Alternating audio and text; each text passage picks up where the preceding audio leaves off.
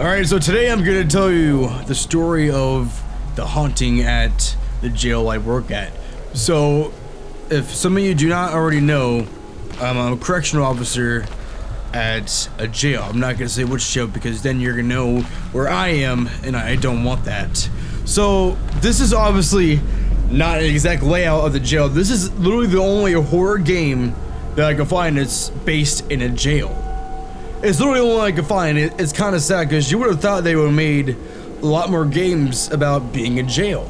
But no, that's not the case with this.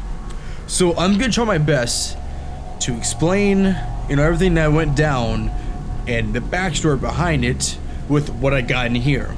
So in the last video when I was talking about, the stuff that was going into jail, obviously didn't get to finish what happened. If you want to check out the video, it's literally the last video and there's a link maybe up there, here, down there, I don't know. It's somewhere, or I might have forgot, which is it's probably the case. But I'm gonna continue the story. Alright, so to start off, this actually happened like 2 nights ago. It's been many occurrences before that, but this is the one where I wanted to actually tell the story.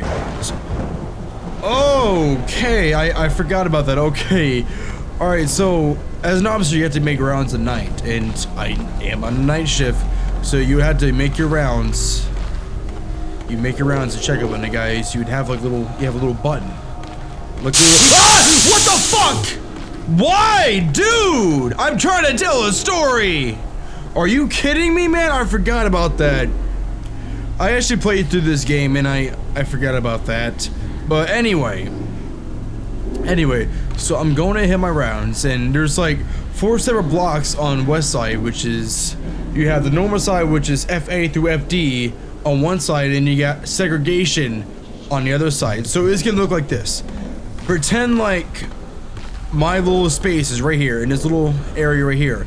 There's a gate right here that has blocks that go A, B, C, and D. And they're all like, units where they live.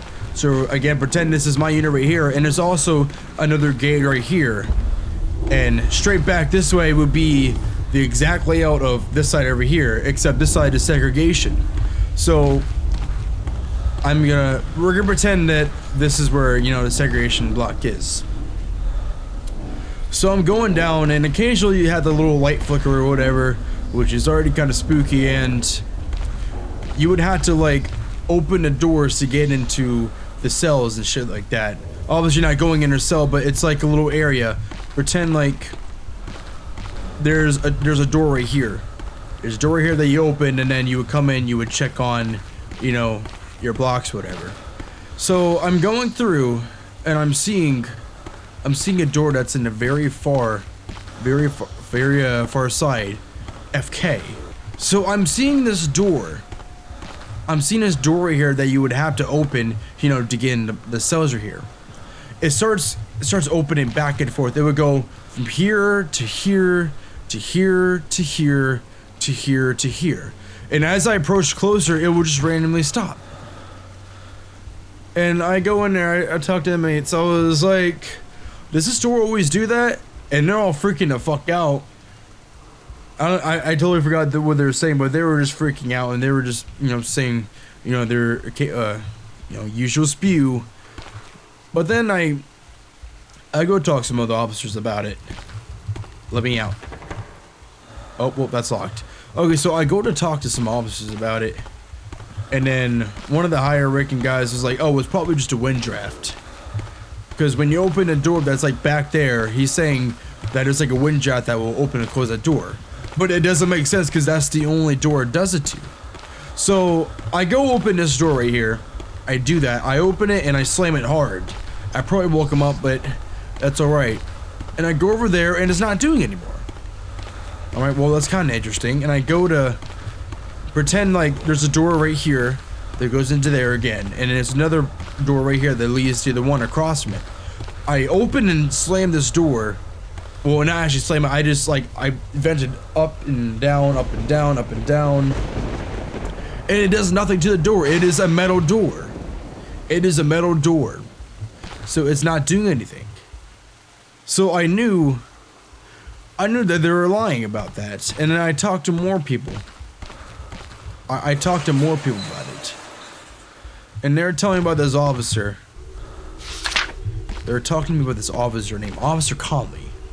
The whole backstory behind her was that she had sex with an inmate who had HIV. She contracted it in FJ, which was the block that was having the door that was opening back and forth. She had sex with the inmate in there, and she contracted HIV. And long story short, she had pissed on her side and blew her brains out. Yep, blew her brains out. I believe literally inside the jail. So on occasions, you know, only night shift will hear keys jingling. Like, you would literally, if I had keys on me, I would, you know, try to do it. It's over there, I can't grab it, whatever. But like I said, if you're in a pod, which is like a heavily, you know, big area, it looks like this. It looks exactly like this, except it's kind of like curved around.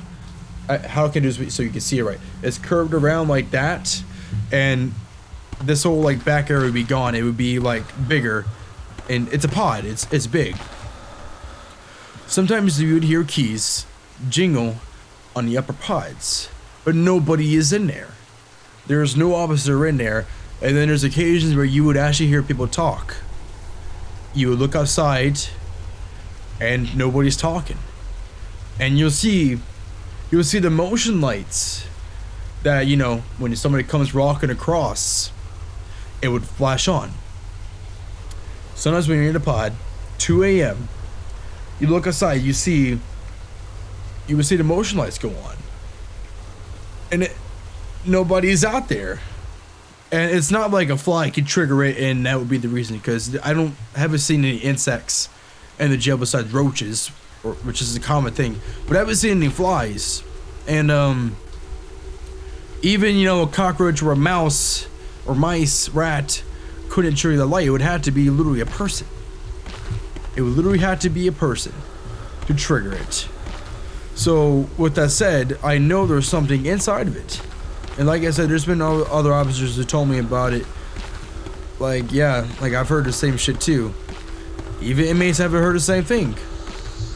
Of people that are talking, keys jingling, lights going on and off. It's a pretty creepy place. I've had a lot more stories to tell, but honestly, it's not coming, you know, to my mind at the moment. But that's really all I got. I didn't want to make this a long video. I didn't want to make this too long of a video. I don't know if I'm gonna post this video. This is actually recorded after I played the entire thing. I don't know if I'm gonna post it, just like any other game. There's a chance that I won't even post it because I didn't enjoy it too much. This is good and all, but it wasn't the greatest.